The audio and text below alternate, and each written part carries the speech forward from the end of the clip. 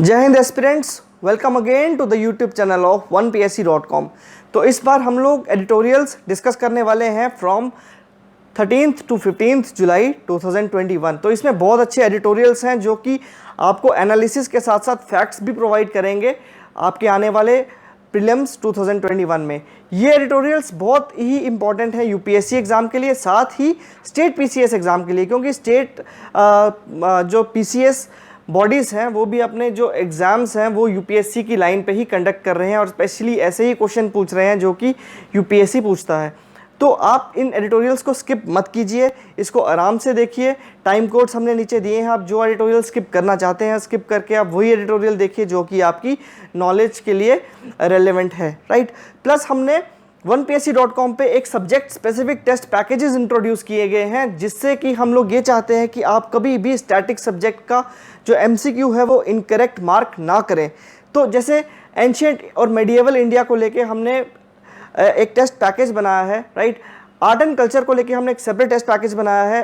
Polity का एक separate test package जिसमें 750 एमसीक्यूज हमने कवर किए हैं, जिसमें आपकी लक्ष्मीकांत एनसीईआरटी की बुक सारी की सारी कवर होती हैं, प्लस प्रीवियस ईयर क्वेश्चंस भी।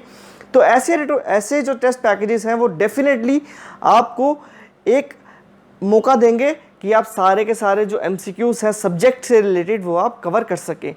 तो प्लीज़ इस चैनल को सब्सक्राइब करें, और अगर आप टेस्ट पैकेजेस को सब्सक्राइब करना चाहते हैं तो www.1psc.com पे जाके आप टेस्ट पैकेजेस को सब्सक्राइब कर सकते हैं। तो प्लीज़ हमारे चैनल को तो ज़रूर सब्सक्राइब करें। थैंक यू सो मच, और शेयर करें अपने फ्रेंड्स के साथ जो कि इंटरेस्टेड हैं स्टेट पीसीएस या यूपीएससी आईएएस की प्रिपरेशन करने के लिए। Thank you so much and let's start with our first article.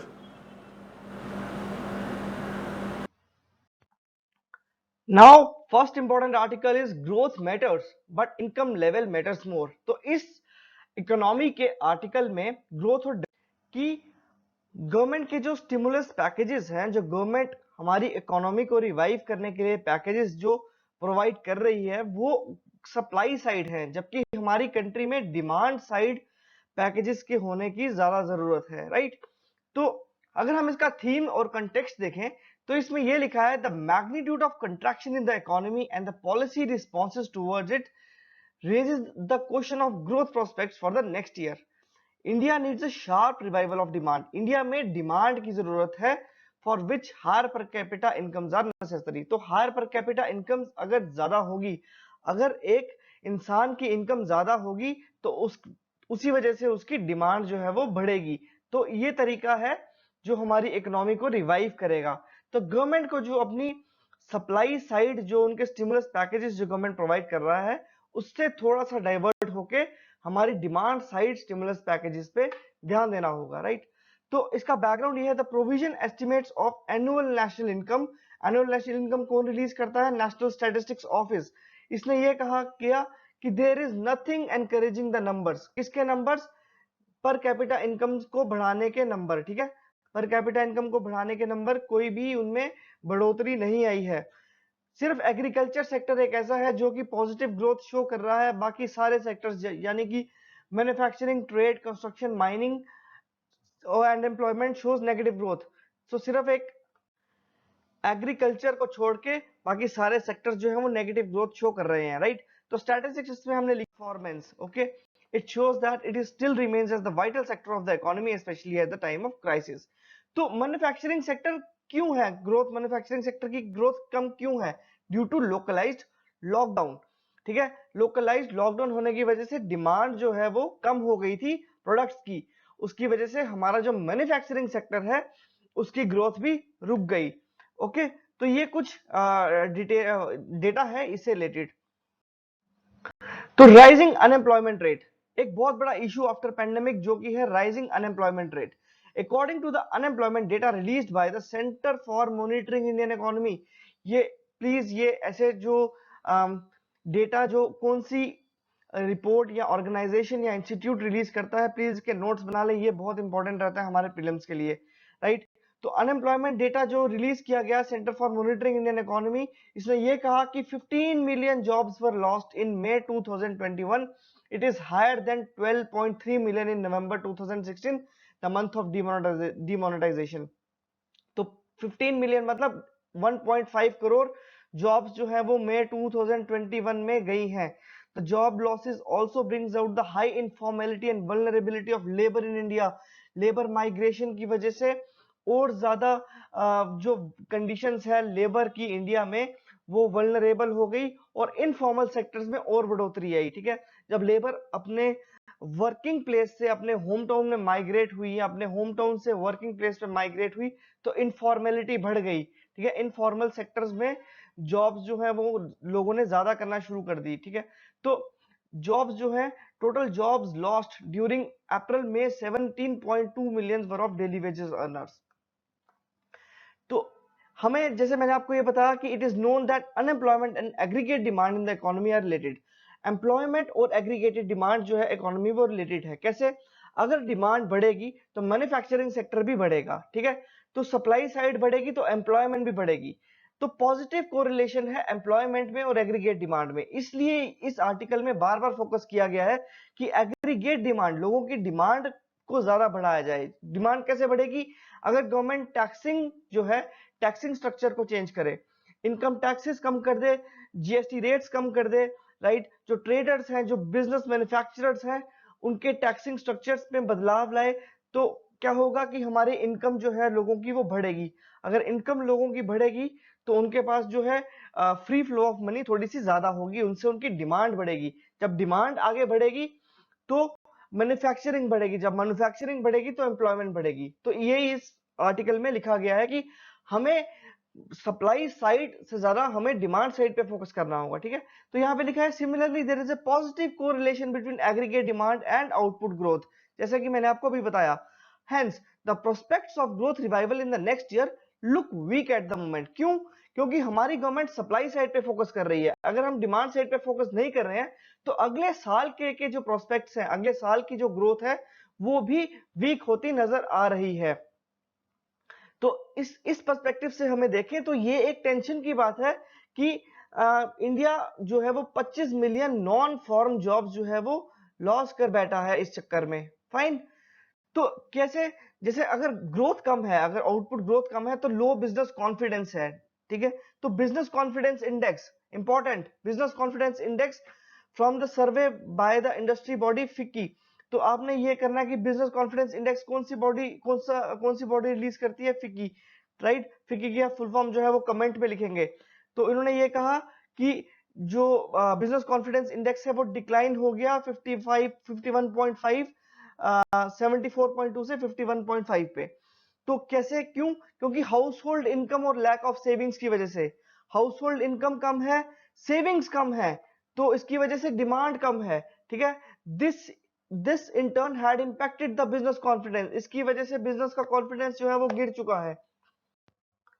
Now low manufacturing purchasing managers index display करता है हमारे सप्लाई, डिमांड सप्लाई ट्रेंड को, राइट। कितनी उसमें ग्रोथ हो रही है, कितना उसमें डाउनफॉल आ रहा है। तो पीएमआई जो है वो ऑलरेडी स्लिप हो चुका है 10 मंथ लो पे। इसका ये मतलब कि इन मैन्युफैक्चरिंग सेक्टर जो है हमारी कंट्री का वो डाउनफॉल शो कर रहा है। ठीक है, manufacturing sector is showing signs of strain with growth projections being revised low. तो दोनों बीसीआई एंड पीएमआई जो है वो डाउनवर्ड ट्रेंड शो कर रहे हैं। इसका ये मतलब कि 2021-22 का जो बिजनेस का जो हमारा ऑप्टिमिज्म है वो ऑलरेडी लो है। और इससे क्या होगा? इससे हमारी इन्वेस्टमेंट्स हर्ट होंगी और जॉब लॉस जो है वो और ज्यादा बढ़ेगा, right. The crisis of low domestic demand. अब क्या क्राइसिस है लो डोमेस्टिक डिमांड को लेके? इसमें यह कहा गया कि ग्लोबली जो डिमांड है वो इंक्रीज हो रही है, लेकिन हमारी डोमेस्टिक डिमांड जो है वो अब तक रिवाइव नहीं हो पाई। तो इंडिया के जो एक्सपोर्ट्स हैं वो 67% higher in May 2020 and 8% more than in May 2019।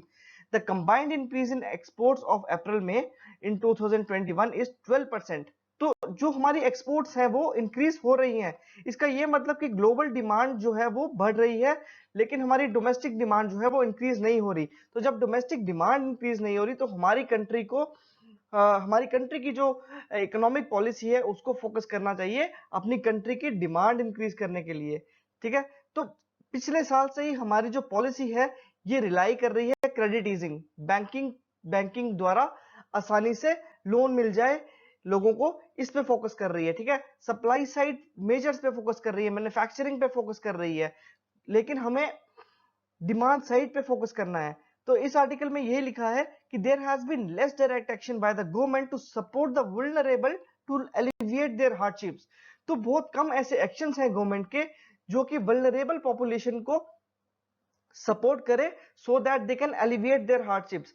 जब वो अपने हार्डशिप से बाहर आएंगे तो उनकी डिमांड जो है वो बढ़ेगी। तो डायरेक्ट एक्शंस चाहिए, हमें सप्लाई साइड मेजर्स से ज्यादा हमें डिमांड साइड मेजर्स पे फोकस करना होगा। यही इस आर्टिकल का मेन है, राइट। तो तीन ऐसी पॉलिसीज हैं जो कि ये इंडिकेट, तीन ऐसे रीजंस हैं जो ये इंडिकेट कर रहे हैं कि हमारा जो करंट पॉलिसी स्टांस है it is unlikely to prop up growth. तो क्या है तीन? पहला कि जो हमारे मैक्सिमम पॉलिसी मेजर्स हैं ये सप्लाई साइड मेजर्स हैं, ठीक है, और ना कि डिमांड साइड मेजर्स हैं। लेकिन फाइनेंशियल एंजाइटी के टाइम पे गवर्नमेंट को क्या चाहिए? गवर्नमेंट को चाहिए डायरेक्ट स्टेट स्पेंडिंग, ठीक है, सो दैट कि हमारी डिमांड जो है वो इंक्रीज हो सके, right. Second reason, large parts of the all the stimulus packages मतलब एक पर्टिकुलर सेक्टर को पैसे देना सो दैट कि वो इकोनॉमिकली रिवाइव कर सके। तो हमारे जो मैक्सिमम जो स्टिमुलस पैकेजेस हैं वो काम करेंगे मीडियम या लॉन्ग टर्म पे, ठीक है। तो हमारी कंट्री पे अभी अगर हमारी कंट्री को रिवाइव करना है तो एक शॉर्ट टर्म पैकेजेस चाहिए ताकि लोग एकदम एब्रप्टली रिवाइव कर सके। तो जो अभी गवर्नमेंट जो स्टिमुलस पैकेजेस दे रही है या तो ये मीडियम टर्म पे काम करेंगे या तो ये लॉन्ग टर्म पे काम करेंगे, राइट। जैसे कि अगर हम देखें कि अगर गवर्नमेंट क्रेडिट ईजिंग करती है, आराम से आसानी से लोन दे रहा है हमारे एक्सटर्नल सेक्टर पे, इंफ्रास्ट्रक्चर पे, मैन्युफैक्चरिंग सेक्टर पे, तो वो लॉन्ग टर्म पे काम करने वाले हैं। जैसे कि गवर्नमेंट ने कई सारी नई वैरायटीज लाई हैं एग्रीकल्चर सेक्टर में, लेकिन जो वो फ्रूट देंगी वो बहुत सालों बाद देंगी, फाइन। तो जो credit easing approach would take a longer time, इस आर्टिकल में ये लिखा है the credit easing approach would take a longer time to multiply incomes as the lending involves a lender's discretion, ठीक है। जो गवर्नमेंट जो बैंक्स हैं हमारे, जो वो अगर लोन्स दे रही हैं तो वो लेंडर्स डिस्क्रिशन और बोरोर्स की ऑब्लिगेशन के इर्द गिर्द घूमता है, फाइन। तो ये इस आर्टिकल का मेन मकसद है। तो what is the way forward, क्या जरूरी है अभी? A sharp revival in overall demand is required. जैसे मैं आपको बता रहा हूँ, sharp revival in overall economy is, overall demand is required. Focusing on short-term magnified growth rates, resting on low basis might be erroneous, as income level matter more than growth rates at this juncture. Focusing on growth rate has its merits in the long term, as achieving higher incomes requires sustained growth for longer periods. Hence, the government should find ways to increase the disposable income of its people to revive growth. तो disposable income country की जितनी बढ़ेगी, ठीक है, overall demand जो है उतनी ही बढ़ेगी। तो डिस्पोजेबल इनकम को बढ़ाना है, ठीक है, एब्रप्ट रिवाइवल चाहिए डिमांड पे, ठीक है। लॉन्ग टर्म गोल्स को छोड़ के हमें अभी शॉर्ट टर्म गोल्स पे फोकस करना है। इसी तरीके से हमारी कंट्री में जो है वो एम्प्लॉयमेंट बढ़ेगी, मैन्युफैक्चरिंग बढ़ेगी और इकोनॉमिक रिकवरी जो है वो जल्दी होगी।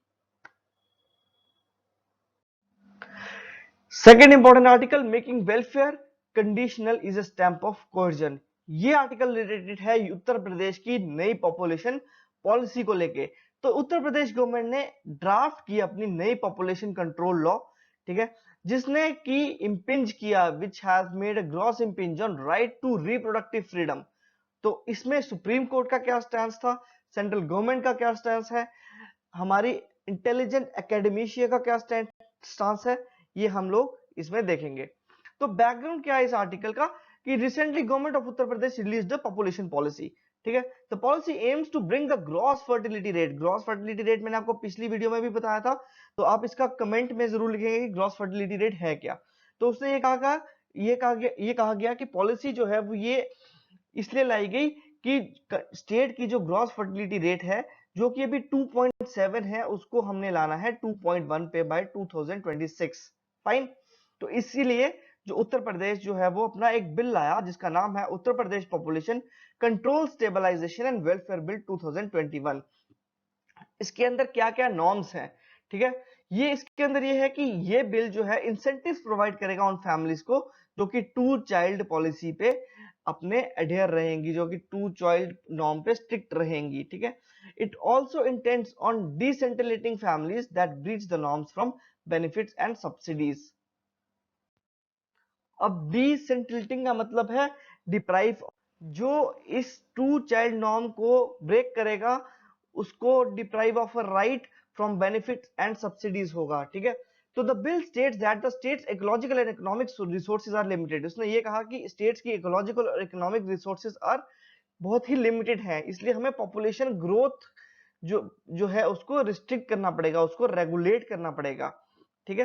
तो the states will be unable to guarantee the provision of basic rights to all citizens. अगर हम लोग इस पॉपुलेशन को रिस्ट्रिक्ट नहीं करेंगे तो स्टेट को मुश्किल हो जाएगा बेसिक राइट्स सारे सिटीजन्स को प्रोवाइड करने के लिए। बिल में यह भी लिखा है कि sustainable development can not be achieved without the government imposed birth control.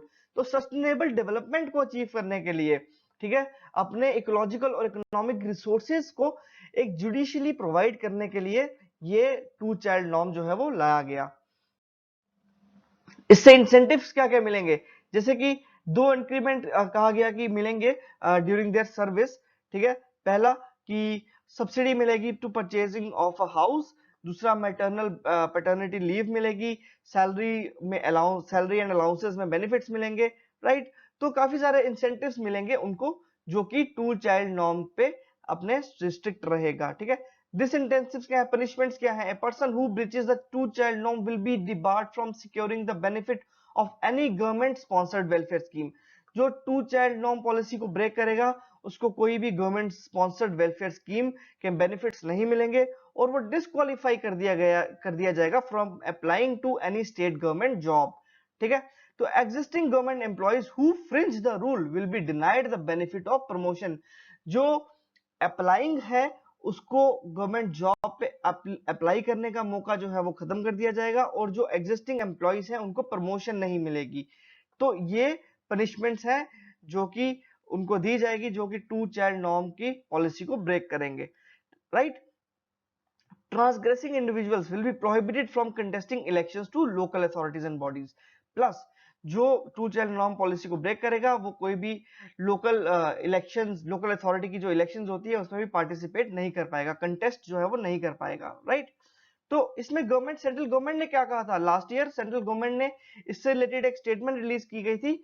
उन्होंने ये कहा था, union Ministry of health and family welfare ने ये आर्ग्यू किया था सुप्रीम कोर्ट में, क्योंकि सुप्रीम कोर्ट ने भी लास्ट ईयर ये पॉलिसी रखी थी, टू चाइल्ड नॉर्म पॉलिसी और sterilisation policy related Supreme court ने भी कुछ कहा था। तो यूनियन मिनिस्ट्री ऑफ हेल्थ ने आर्ग्यू किया था ये कि international experience shows that any question, कोई भी रुकावट या कोई भी रिस्ट्रिक्शन जो लाई जाएगी to have a certain number of children is counterproductive, ठीक है, and leads to demographic distortion। तो यूनियन मिनिस्ट्री ने ये कहा था कि इंटरनेशनल एक्सपीरियंस ये शो करता है कि कोई भी रिस्ट्रिक्शन अगर लगाएंगे हम लोग जनता पे तो वो एक काउंटर प्रोडक्टिव होगी, वो एक इतना प्रोडक्टिव नहीं होगा और वो डेमोग्राफिक डिस्टॉर्शन का भी बात जो है वो क्रिएट करेगी। The government further confirm that India was committed to its obligations under international law including the principle contained in the international conference on population and development programme of action 1994। तो supreme court के क्या judgements रहे हैं इस matter को लेके, ठीक है। तो सुप्रीम कोर्ट ने राइट टू रिप्रोडक्टिव फ्रीडम पढ़ी, ठीक है, जैसे कि हम सुचिता श्रीवास्तव वर्सेस चंडीगढ़ एडमिनिस्ट्रेशन का केस लेंगे, K S Puttaswamy versus union of India का केस लेंगे, Devika Biswas versus union of India, Javed and others versus state of Haryana and others, ये सब केस लेंगे। इस सब में सुप्रीम कोर्ट ने ये कहा गया है कि जो राइट टू रिप्रोडक्टिव फ्रीडम है वुमेन की, वो एक उसका इंटीग्रल पार्ट है जो कि उसको ये राइट प्रोवाइड करता है आर्टिकल 21 के तहत, ठीक है। तो right to personal liberty, right to reproductive freedom जो है वो आता है राइट टू पर्सनल लिबर्टी के अंदर, और राइट टू पर्सनल लिबर्टी आती है हमारी आर्टिकल 21 के अंदर, ठीक है। तो ये फंडामेंटल राइट को इंपीच करने वाली बात हो गई है, राइट। तो जैसे देविका विश्वास केस में हम देखेंगे, कोर्ट ने ये कहा कि sterilisation camps have a disparate impact on minorities and other vulnerable group, ठीक है। तो draft UP law would lead to a proliferation of sterilisation camp, ठीक है। तो जो अभी हमारा जो यूपी लॉ है could lead to a proliferation of sterilisation camps. तो बहुत सारे केसेस में ये कहा सुप्रीम कोर्ट ने कि राइट टू रिप्रोडक्टिव फ्रीडम ये एक राइट टू लिबर्टी के अंडर आता है, राइट। तो पुत्र स्वामी का केस था जो कि इंपॉर्टेंट था, जिसमें डॉक्ट्रिन ऑफ प्रोपोर्शनैलिटी के बारे में बात की गई। तो डॉक्ट्रिन ऑफ प्रोपोर्शनैलिटी है क्या? तो any restriction placed on the right, any restriction placed on the fundamental right must conform to doctrine of proportionality. Doctrine of proportionality ये कहता है कि अगर जितनी बड़ी हमारा कोई इशू है, जितना बड़ा हमारा इशू है, हमारा लॉ भी उसी के अकॉर्डिंग होना चाहिए था। ठीक है, जैसे कि फॉर एग्जांपल एक स्पैरो को शूट करने के लिए हमें मिसाइल की जरूरत नहीं है, समझ गए? तो हमें अगर ये रेस्ट्रिक्शन लानी है तो हमें तीन चार चीजों की बहुत ज्यादा जरूरत है। पहला, the limitation must be rooted in statue. Statue मतलब हमारी लॉ बुक। ठीक है, तो ये जो स्टेट है जो कि ऐसा कुछ रिस्ट्रिक्शन ला रही है, ठीक है, ये एक लेजिटिमेट साउंड होना चाहिए गवर्नमेंट के एम के साथ। The state shows us that the objective of its law, जो यूपी का लॉ है, ड्राफ्ट लॉ है जो है, the state shows us that the objective of its law is founded on a legitimate government aim। ठीक है, government का एक एम जो है वो लेजिटिमेट होना चाहिए। और third, very important, there are no alternative. जैसे कि अगर फॉर एग्जांपल अगर हमारा कोई बिहेवियरल स्कीम या हमारी कोई जैसे स्वच्छ भारत स्कीम थी, वैसे ही कोई बिहेवियरल स्कीम कुछ ऐसी हम लोग कंपेन चलाएं या बिहेवियरल स्कीम चलाएं, कंपेन चलाएं, तो वैसे एक अल्टरनेटिव अगर कोई काम नहीं कर रहे हैं तो ही हमें एक ऐसा जो स्ट्रिंजेंट लॉ है वो तभी लाना चाहिए। If there are no alternatives and less intrusive measures available to achieve the same objective, right? तो there exist a rational connection between the limitation imposed and the aims of the statute. तो चार चीजें, कि पहला जो limitation जो है उसका कनेक्शन होना चाहिए हमारे कॉन्स्टिट्यूशन के साथ, फाइन। दूसरा, कि ये एक डिफाइन करे लेजिटिमेट गवर्नमेंटल एम को। तीसरा, कि ऐसा और कोई अल्टरनेटिव बचा नहीं है अभी गवर्नमेंट के पास। और फोर्थ, एक रैशनल कनेक्शन चाहिए गवर्नमेंट के एम को सेटिस्फाई करने के लिए। ओके, तो अगर हम वे फॉरवर्ड देखें, वे फॉरवर्ड जो है वो इसका वो एंटी लॉ, एंटी जो है वो ड्राफ्ट, जो बिल ड्राफ्ट किया गया उसके एंटी है। तो हमें इसको ऐड ऑन करना पड़ेगा, जो कि थोड़ा सा इसका पॉजिटिव पॉइंट्स भी डालने। तो ये आप कंक्लूजन में लिखेंगे कि हमें इसके वे फॉरवर्ड में, इसके कंक्लूजन में और क्या ऐड ऑन करना है। ठीक है, तो इसमें ये लिखा है कि in pursuing public interest it is essential that the governments ensure that individual liberties are encroached upon to the lowest degree possible. तो जो इंडिविजुअल लिबर्टीज है, इंडिविजुअल लिबर्टीज है हर एक सिटीजन की इंडिया की, वो कम से कम इम्पीच होनी चाहिए। जैसे कि यूपी का जो लॉ है, ये राइट टू रिप्रोडक्टिव फ्रीडम को इम्पीच कर रहा है। ठीक है, तो population control policies cannot be framed on one particular minority community। okay, so states should tackle the socio-economic issues confronting India's largest youthful democracy rather than seeking a stringent approach towards population control। तो हमें हमारी country के social economic issues को कैसे बढ़ाना है, जैसे UP ने ये कहा, यूपी गवर्नमेंट ने ये कहा कि हमारी इकोलॉजी और एनवायरनमेंट और हमारे रिसोर्सेज को देखते हुए हम ये बिल ला रहे हैं। तो इसके क्रिटिक्स में ये कहा गया कि हमारी कंट्री को सोशियो इकोनॉमिक इश्यूज को हैंडल करने आना चाहिए रादर देन एक स्ट्रिंजेंट अप्रोच पॉपुलेशन कंट्रोल को रोकने के प्रति ऐसी कुछ अप्रोच बनानी चाहिए, राइट? ये एक आगे आर्टिकल है, पावर ऑफ स्क्रूटनी। इसमें बहुत अच्छा आर्टिकल है जो कि इस बार प्रीलिम्स के लिए काफी ज्यादा इंपॉर्टेंट है। इसमें सुप्रीम कोर्ट ने दिल्ली की लेजिस्लेटिव असेंबली को ये पावर ग्रांट की to scrutinise social media companies. ठीक है, अब तक ये पावर जो थी वो सेंट्रल गवर्नमेंट के पास थी। तो दिल्ली ने अपने रिसेंट वर्डिक्ट में सुप्रीम कोर्ट ने अपने रिसेंट वर्डिक्ट में दिल्ली लेजिस्लेटिव असेंबली को सोशल मीडिया कंपनीज से क्वेश्चन करने के लिए पावर ग्रांट की। तो इसमें यह लिखा है कि this has open the gates for scrutiny of social media platforms by other states as well. Fine, तो बैकग्राउंड क्या है इसका, ये देखेंगे। The Supreme Court in its latest verdict upheld the authority of a committee of the Delhi Legislative Assembly to summon a senior official of the Facebook, right? The Facebook official was summoned by Delhi Assembly Committee on Peace and Harmony on the subject of the Delhi Rights 2020। इस case को लेके दिल्ली की जो Delhi legislative assembly की जो committee थी, committee किस पे फॉर्म की गई थी? पीस एंड हार्मनी पे। ठीक है, उसने फेसबुक के ऑफिशियल को बुलाया और उससे क्वेश्चनिंग की regarding to the Delhi riots of 2020, right? तो इसमें फेसबुक ने क्या कहा? फेसबुक ने इस स्टांस को अपोज किया। उसने ये कहा कि दिल्ली का जो लॉ एंड ऑर्डर है वो आता है सेंट्रल गवर्नमेंट के अंडर। ओके, तो ये सेंट्रल गवर्नमेंट की पावर है उनके ऑफिशियल से क्वेश्चनिंग करना। It has also pointed out that it was governed by the IT Act of Parliament. This is not therefore something that any state government can be concerned with. तो कोई भी state government जो है इससे वो concern नहीं होनी चाहिए। तो सेंट्रल गवर्नमेंट ने क्या कहा था? It has argued that the Delhi assembly है, दिल्ली की लेजिस्लेटिव असेंबली की कमेटी ने फेसबुक के ऑफिशियल को बुलाया, तो सेंट्रल गवर्नमेंट ने ये कहा कि Delhi assembly has no jurisdiction in this matter. लेकिन सुप्रीम कोर्ट का क्या वर्डिक्ट था? तो सुप्रीम कोर्ट ने ये कहा, in upholding the summons did not go merely with the legislative powers of a house. ये बहुत इंपॉर्टेंट है, यहां देखना। तो सुप्रीम कोर्ट ने ये कहा कि असेंबली का सिर्फ लॉ मेकिंग का ही फंक्शन नहीं है, जो असेंबली है वो गुड गवर्नेंस में भी पार्टिसिपेट कर सकती है। ठीक है, तो सुप्रीम कोर्ट ने क्या कहा? The court in upholding the summons did not go merely by the legislative powers of a house. ठीक है, सुप्रीम कोर्ट ने ये कहा कि assembly does not only perform the function of legislating, there are many other aspects of governance that can form a part of the essential functions of the legislative assemblies and consequently the committee। ठीक है, तो the inquisitorial and recommendatory powers of a house can be used for better governance। तो better governance के under supreme जो हमारी Delhi legislative assembly है ये questioning कर सकती है फेसबुक के ऑफिशियल को, राइट।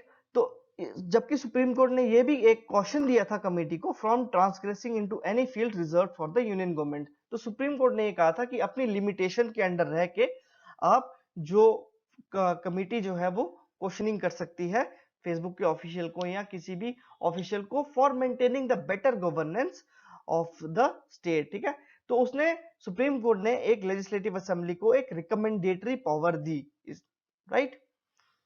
तो इस वर्डिक्ट का इंपॉर्टेंस क्या था? इस वर्डिक्ट को लेके क्या इंपॉर्टेंस था? Verdicts came amid a long phase of discordance over the legislative turf between the central government and the Delhi government. जो बहुत पुरानी एक लेजिस्लेटिव जो एक कोल्ड वॉर थी जो चल रही थी central government and Delhi government को लेके, उसमें फाइनली कंक्लूजन आया, राइट।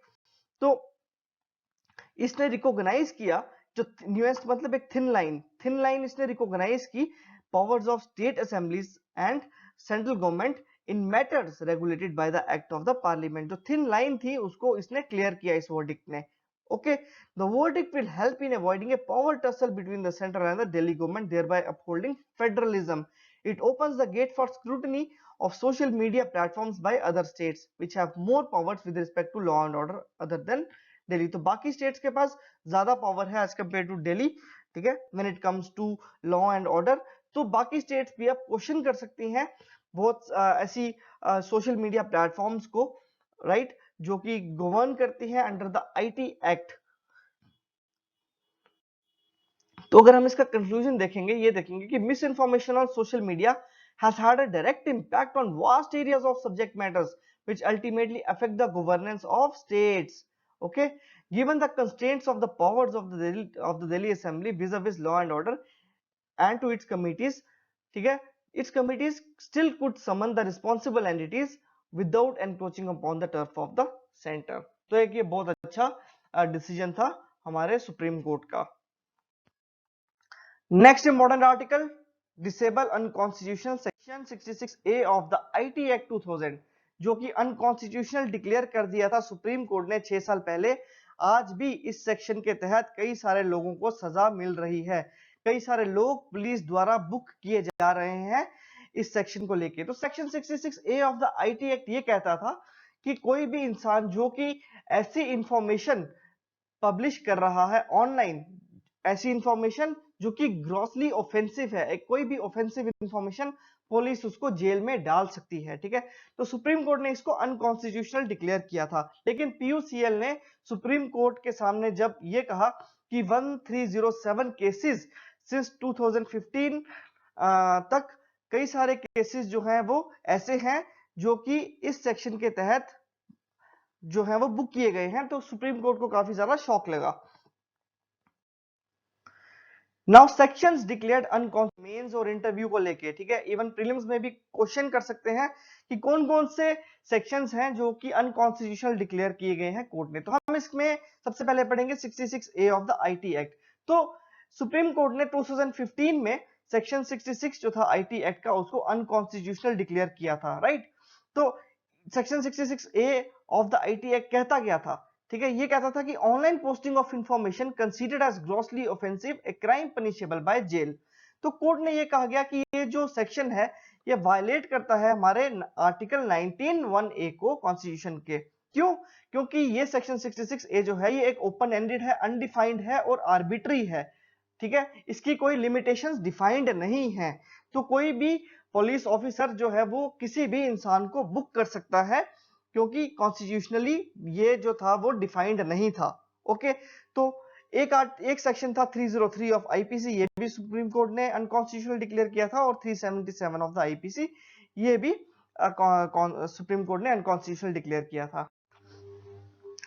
ओके, तो अगर हम लोग देखें कि अगर जो सेक्शन सुप्रीम कोर्ट ने अनकॉन्स्टिट्यूशनल डिक्लेयर कर दिए हैं, फिर भी उसके तहत जो है वो क्राइम्स जो है वो बुक हो रहे हैं, तो हमें इस सिचुएशन को कैसे इंप्रूव करना होगा, ठीक है। तो सबसे पहला जो है, to avoid negligence by the police, ठीक है, the supervisory police officers at the sub divisional level must ensure that such sections if invoked due to lack of knowledge, ठीक है, lack of knowledge at the police station level.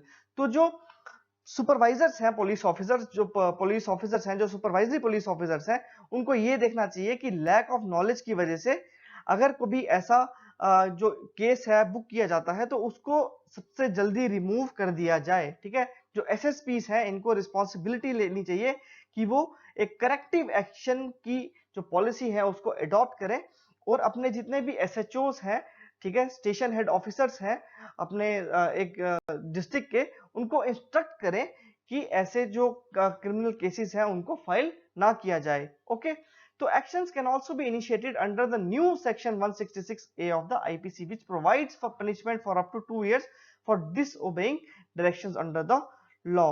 Okay, तो अगर SHOs जो है others don't mend their ways despite reprimands, their annual confidential reports could be dented with adverse entries. अगर SHOs नहीं मानते हैं तो उनके जो annual confidential reports हैं वो उन पे एडवर्स एंट्रीज जो है वो डाल दिए जाए। कहने का मतलब ये है कि उनके खिलाफ जो है वो एक्शन लिया जाए, also under section 166A of the IPC.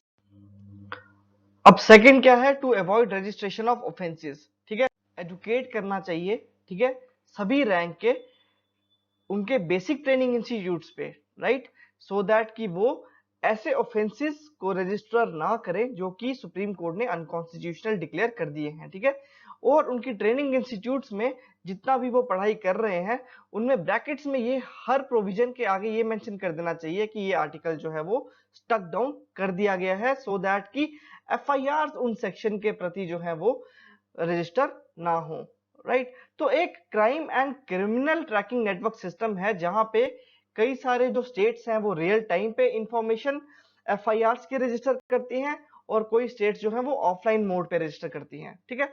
तो हमें ये ध्यान रखना चाहिए कि unconstitutional sections of the IPC can be disabled in the CCTNS system, ठीक है। तो हमें जो जब यहाँ पे एफआईआर रजिस्टर होती हैं तो यहाँ पे पहले से ही अनकॉन्स्टिट्यूशनल सेक्शंस को डिसेबल कर देना चाहिए, ठीक है, जैसे कि छत्तीसगढ़ ने डिसेबल कर दिए गए हैं ऐसे सेक्शंस को।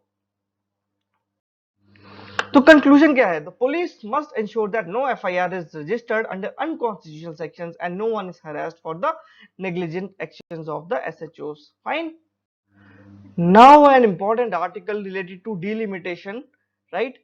तो इसमें ये कहा गया है कि upcoming crisis in Indian federalism between the centre and the states in India, right. तो उसमें क्राइसिस आने वाली है, कैसे आने वाली है, क्योंकि डिलिमिटेशन हमारी कंट्री में जो हमारी कॉन्स्टिट्यूशन ने जो हमारी असेंबलीज, जो कॉन्स्टिट्यूएंट असेंबलीज हैं, जो लोकसभा की सीट्स है वो फिक्स रखी हैं 2026 तक।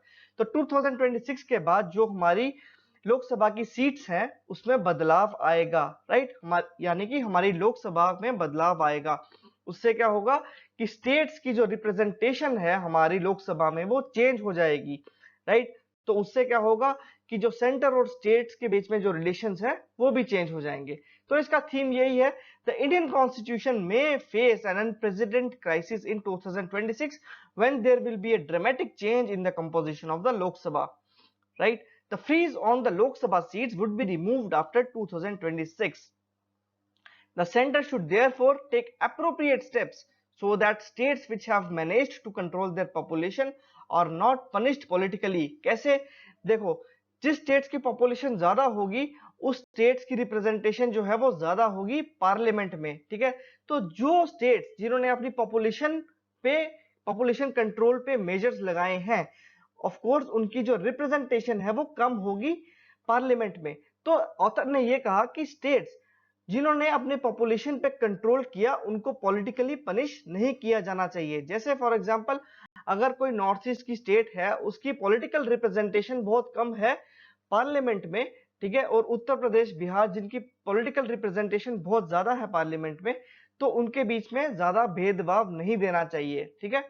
तो ये इस आर्टिकल का मेन थीम है। बैकग्राउंड अगर हम देखें तो Indian constitution may face an unprecedented crisis in 2026 when there will be a dramatic change in the composition of the Lok Sabha.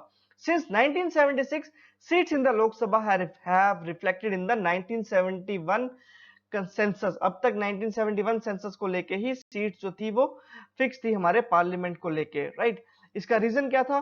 The unequal population growth among states, right? India's most highly developed and prosperous states have been successfully at family planning while the poorer states continue to expand. The freeze was thus a chance to ensure that India's most successful states are not punished politically for their success. तो इसका theme यही है, ये जो एक line है इसका theme ये है कि इंडिया की जो सक्सेसफुल स्टेट्स है जिन्होंने अपने पॉपुलेशन को कंट्रोल करने के लिए कई सारी स्कीम्स चलाई हैं, उनको पॉलिटिकली पनिश जो है वो ना किया जाए। तो reason behind the emergence of crisis, क्या रीजन होगा जो कि क्राइसिस को हमारे एक मोटिवेट करेगा, राइट। तो post 2026 when the compact ends there will be a seismic shift in national power towards the India's poorest and most populated states. For example, Bihar, Uttar Pradesh poorest और most populated states हैं, one of the most populous और पोअरेस्ट states हैं, तो उनकी representation ज्यादा होगी, तो national power भी जो है वो उनकी तरफ इंक्लाइंड रहेगी।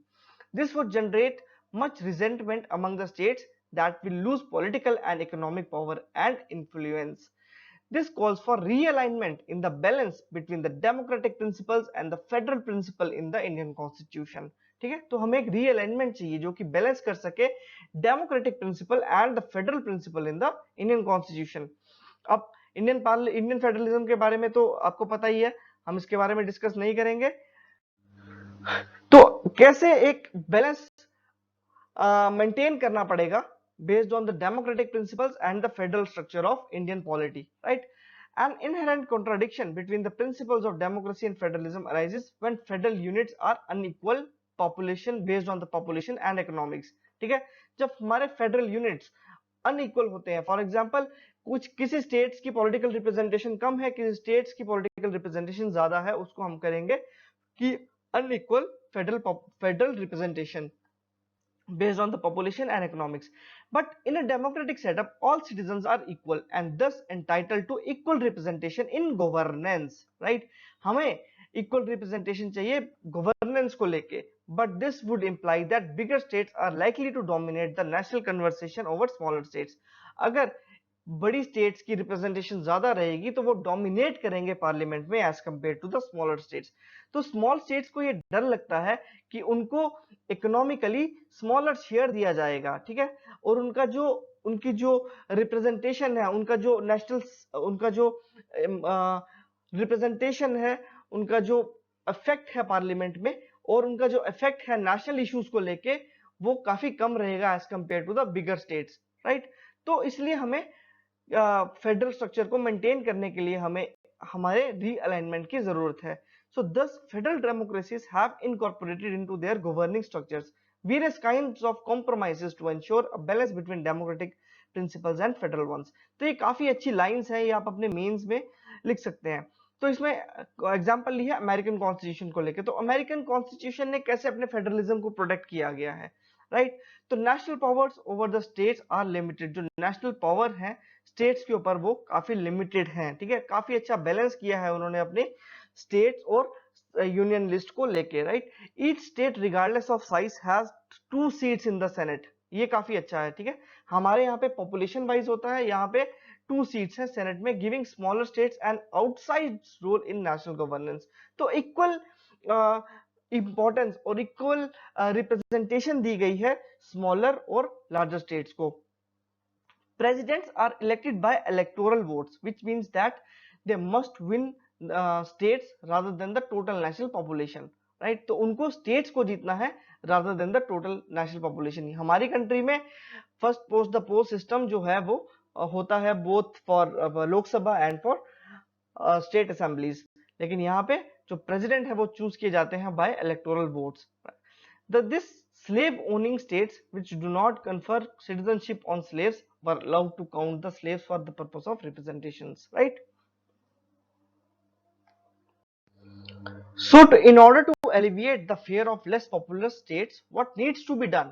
क्या कम पॉपुलेशन वाली स्टेट्स हैं उनका जो डर है कि वो डोमिनेट की जाएंगी बड़ी स्टेट्स द्वारा, तो क्या हमें इश्यूज जो हैं वो एड्रेस करने होंगे। जो पावर्स हैं सेंटर और स्टेट गवर्नमेंट की, ठीक है, जो कि डील करती है altering boundaries of state must be increased, ठीक है।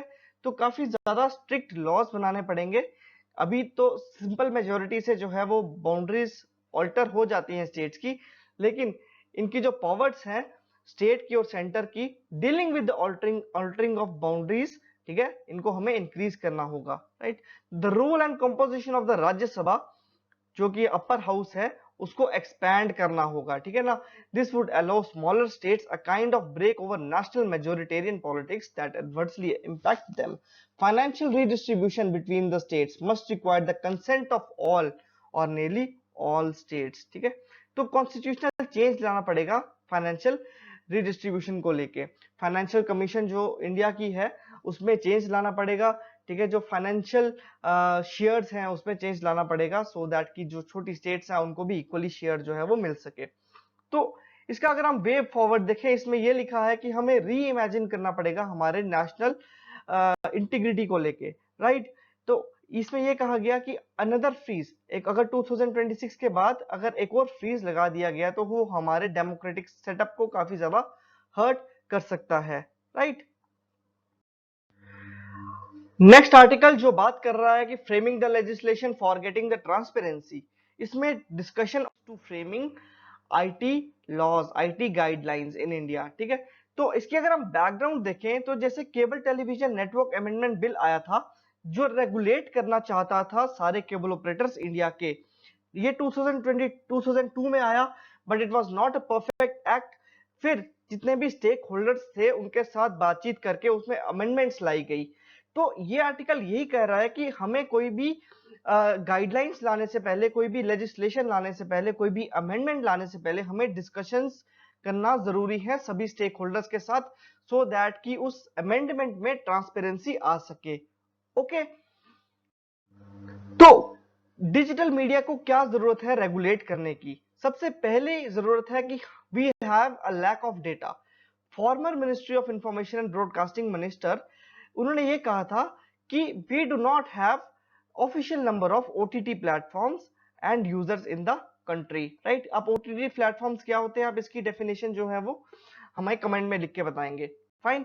तो ओटीटी प्लेटफॉर्म्स मैं आपको बता दूं कि ये सोशल मीडिया प्लेटफॉर्म्स कहते हैं इनको, जैसे नेटफ्लिक्स, अमेजॉन, हॉटस्टार, जितने भी हैं ये ओटीटी प्लेटफॉर्म्स हैं जो कि हमें वीडियो स्ट्रीमिंग का कंटेंट प्रोवाइड करते हैं। तो हमें कोई ऑफिशियल जो नंबर है इनका वो भी हमारी ministry of information and broadcasting के पास नहीं है, और इनमें कितने यूजर्स रजिस्टर है वो भी हमारे पास कोई ऑफिशियल डेटा नहीं है। तो सब्सिक्वेंटली इसका जो डेटाबेस है वो इंक्रीज हो रहा है, जैसे कि अभी 200 मिलियन ओटीटी सब्सक्राइबर्स हैं, तो विद टाइम जो डेटा है वो इंक्रीज हो रहा है, राइट। और कोई भी अभी रेगुलेशन इन डेटा को लेके, ओटीटी प्लेटफॉर्म्स को लेके अभी कोई भी फिक्स्ड रेगुलेशन नहीं है। तो हमें अगर प्रॉपर डेटा होगा, प्रॉपर इंफॉर्मेशन होगी, तो हम डिजिटल मीडिया को अच्छे से रेगुलेट कर सकते हैं, सो दैट कि प्रोवोकिंग ऑफेंसिव कंटेंट जो है उसको काउंटर किया जा सके, उस पर ध्यान रखा जा सके। लेकिन जो हमारा आईटी रूल्स जो 2021 में जो ड्राफ्ट किए गए हैं उनमें काफी ज्यादा प्रॉब्लम्स हैं, काफी ज्यादा इश्यूज हैं जो कि क्रिटिक्स द्वारा बताई जा रही हैं। पहली government never put up the amendments for public discussions. जैसे मैंने आपको कहा कि डिस्कशन जरूरी है तो सारे स्टेक होल्डर्स के साथ, तो ऐसी अमेंडमेंट्स को पब्लिक डिस्कशन पे नहीं लाया गया। 3 महीने दिए गए सारी ओटीटी प्लेटफॉर्म्स और सोशल मीडिया प्लेटफॉर्म्स को इन रूल्स के साथ कंप्लाई करने को, राइट। तो अगर हमें सारे स्टेक होल्डर्स को लाना जरूरी है पब्लिक डिस्कशंस के लिए, तो digital news subscribers publishers association, press trust of India and now the news broadcaster association have said that the code restricts free speech and exceeds the mandate of the IT act in empowering the executive from controlling online content. तो इन 3 associations ने ये कहा कि ये हमारी free speech को restrict कर रहा है, राइट। तो India has not followed best practices and the new rules are characterized by excessive government overreach. There is a question over the formulation of a self-regulation code for digital media by the government as it makes no sense. तो बाकी countries में क्या rules हैं इनको लेके? तो the EU, the European union audio visual media service directive, it encourages self regulation and को regulation among players. तो उन्होंने एक अपनी एसोसिएशन बना के रखी है जो कि सेल्फ रेगुलेट करती है आपस में, right, with specific focus on child safety and violence and hate speech. In the United kingdom, programming on video services regulated by Ofcom, right. ये जो है ये सारा कंटेंट रेगुलेट करती है। अंडर 18, अबव 18 क्या होना चाहिए, क्या कौन से कंटेंट पे प्रोहिबिशन लानी चाहिए, तो ये सारे कंटेंट को रेगुलेट करती है। यूनाइटेड स्टेट्स में ओटीटी कंटेंट जो है वो अभी भी अनरेगुलेटेड है। तो कंक्लूजन क्या है? Freedom of expression and public debate should be given adequate importance. बात आ रही है डिस्कशन और ट्रांसपेरेंसी की, तो फ्रीडम ऑफ एक्सप्रेशन और पब्लिक डिबेट को इंपॉर्टेंस देनी चाहिए as they are the heart of the content, कि ये कंटेंट जो है वो पब्लिक के लिए ही स्ट्रीम किया जा रहा है। तो पब्लिक के अगर हम लोग कई सारी जो पीछे बात की गई थी कि कई सारे अगर हम लोग कंटेंट को जो कि बैड गवर्नेंस, ठीक है ना, बैड लेजिस्लेशन, बैड गवर्नेंस को अगर कोई फिल्म या कोई वेब सीरीज अगर रिफ्लेक्ट कर रही है तो उसको हमारी सेंट्रल गवर्नमेंट जो है वो रिलीज होने से इनकार कर देगी। तो उससे क्या होगा कि बैड गवर्नेंस की कई सारी इमेजेस हमारी पब्लिक के सामने नहीं आ पाएंगी। तो discussion and transparency indicate trust in the people by an elected government. There is a little evidence of that in the framing of the IT rules. तो इस आर्टिकल में डिस्कशन, डिबेट्स और फ्रीडम ऑफ एक्सप्रेशन की बात की गई थी। तो आई होप आपको ये सब समझ आ रहा है। तो प्लीज इसे सब्सक्राइब करें, शेयर करें और यूपीएससी की प्रिपरेशन करने के लिए इसे अपने फ्रेंड्स के साथ जरूर शेयर करें। Okay, thank you so much, see you next time.